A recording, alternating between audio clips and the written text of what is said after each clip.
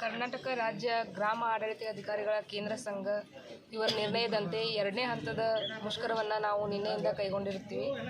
ಕಳೆದ ಸೆಪ್ಟೆಂಬರ್ 2024ರಂದು ಮೊದಲನೇ ಹಂತದ ಮುಷ್ಕರವನ್ನು ಕೈಗೊಂಡಿದ್ವಿ. ಆದರೆ ಸರ್ಕಾರ ನಮ್ಮ ಎಲ್ಲ ಬೇಡಿಕೆಗಳನ್ನು ಈಡೇರಿಸದೇ ಇರುವ ಕಾರಣ ಈಗ 2ನೇ ಹಂತದ ಮುಷ್ಕರವನ್ನು ಹಮ್ಮಿಕೊಂಡಿರ್ತೀವಿ. ಈ ಮುಷ್ಕರದ ಮೇನ್ ಉದ್ದೇಶ ಏನಂತಂದ್ರೆ, ನಮ್ಮ 23 ಬೇಡಿಕೆಗಳನ್ನು ನಾವು ಸರ್ಕಾರದ ಮುಂದಿಟ್ಟಿದ್ದೀವಿ. ಅದರಲ್ಲಿ ಮೊದಲನೇದಾಗಿ ನಮಗೆ ಮೂಲಭೂತ ಸೌಕರ್ಯಗಳನ್ನ ಒದಗಿಸಬೇಕಂತ ಹೇಳಿ ಕೇಳ್ಕೊಂಡಿದ್ದೀವಿ. ಈಗ ನಾವು ಕ್ಷೇತ್ರ ಮಟ್ಟದಲ್ಲಿ, ಗ್ರಾಮ ಮಟ್ಟದಲ್ಲಿ ನಾವು ಕೆಲಸ ಮಾಡೋಕ್ಕೆ ಹೋದಾಗ ನಮ್ಗೆ ಯಾವ ಕಚೇರಿಗಳಿರಲ್ಲ, ಕಚೇರಿಗಳಷ್ಟೇ ಅಲ್ಲ, ಯಾವ ಟೇಬಲ್ ಇರಲ್ಲ, ಕುರ್ಚಿ ಇರಲ್ಲ. ನಾವು ಹೋಗಿ ದೇವಸ್ಥಾನದಲ್ಲಿ ಅಥವಾ ಗಿಡದ ಕಟ್ಟಿಗೆ ಹಿಂಗೆ ಕುಂತ್ಕೊಂಡು ಕೆಲಸ ಮಾಡಿ ಬರೋವಂಥ ಪರಿಸ್ಥಿತಿ ಐತಿ. ಹೀಗಾಗಿ ಮೂಲಭೂತ ಸೌಕರ್ಯಗಳನ್ನು ಕೊಡಬೇಕಂತೇಳಿ ನಾವು ಮನವಿ ಇಟ್ಟಿದ್ದೀವಿ. ಎರಡನೇದಾಗಿ ಎಲ್ಲರ ಮೇನ್ ಉದ್ದೇಶ ಅಂದರೆ ಅಂತರ್ಜಿಲ್ಲಾ ವರ್ಗಾವಣೆ.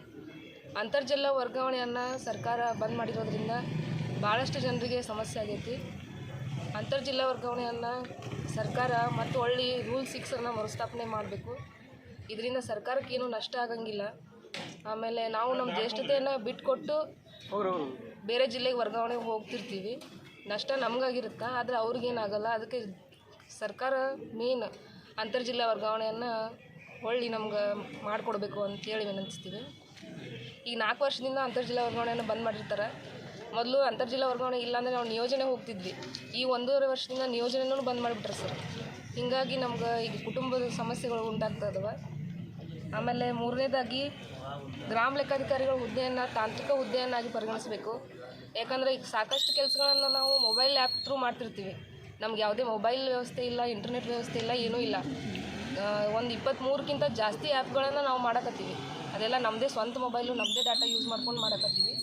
ಅದಕ್ಕೆ ಸರ್ಕಾರ ನಮ್ಮ ಹುದ್ದೆಯನ್ನು ತಾಂತ್ರಿಕ ಹುದ್ದೆಯನ್ನಾಗಿ ಮಾಡಿ, ತಾಂತ್ರಿಕ ಹುದ್ದೆಗೆ ಏನು ಇದು ವೇತನ ಶ್ರೇಣಿ ಇದೆ, ಆ ವೇತನ ಶ್ರೇಣಿಯನ್ನು ನಮಗೂ ನಿಗದಿಪಡಿಸ್ಬೇಕಂತೇಳಿ ಕೇಳ್ಕೊತೀವಿ.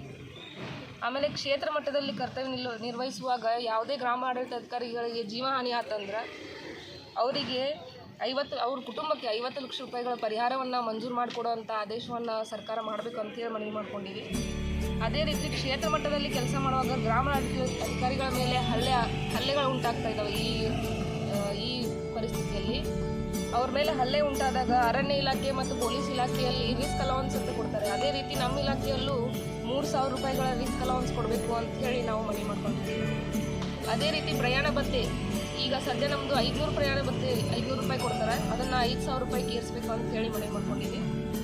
ಆಮೇಲೆ ಪೊಲೀಸ್ ಇಲಾಖೆಯಲ್ಲಿ ಈಗ 1 ತಿಂಗಳ ವೇತನವನ್ನು ಹೆಚ್ಚುವರಿಯಾಗಿ ಕೊಡ್ತಾರೆ. ಅದೇ ರೀತಿ ನಮ್ಮ ಇಲಾಖೆ ಒಳಗೂ ಕೊಡಲಿ ಅಂತ ಹೇಳಿ ಇನ್ನೂ ಹಲವಾರು ಬೇಡಿಕೆಗಳಿದಾವೆ. ಇದೆಲ್ಲ ಸರ್ಕಾರ ಈಡೇರಿಸಲಿ ಅಂತೇಳಿ ಇನ್ನೂ ಏನೂ ಬಂದಿಲ್ಲ ಸರ್. ಕೇಂದ್ರ ಸಂಘದಿಂದ ಏನು ನಿರ್ದೇಶನ ಕೊಟ್ಟಿದ್ದಾರೆ ಆ ಪ್ರಕಾರ ನಾವು ನಮ್ಮ ಬೇಡಿಕೆ ಸಾಮಾನ್ಯವಾಗಿ ಕುರ್ಚಿ, ಟೇಬಲ್, ಅಲ್ಲಿ ಹಳ್ಳಿಯೊಳಗೆ ಏನು ವ್ಯವಸ್ಥೆ ಇಲ್ಲ ಅಂದರೂ ಸಹಿತ ನಾವು ಕಾರ್ಯನಿರ್ವಹಣೆ ಮಾಡ್ತಾಯಿದ್ದೀವಿ. ಯಾವುದೂ ಕೆಲಸ ಬಿಟ್ಟಿಲ್ಲ. ಮತ್ತು ಸುಮಾರು ನಂದೇ ಹೇಳ್ಬೇಕಂದ್ರೆ 17 ವರ್ಷ ಆಯಿತು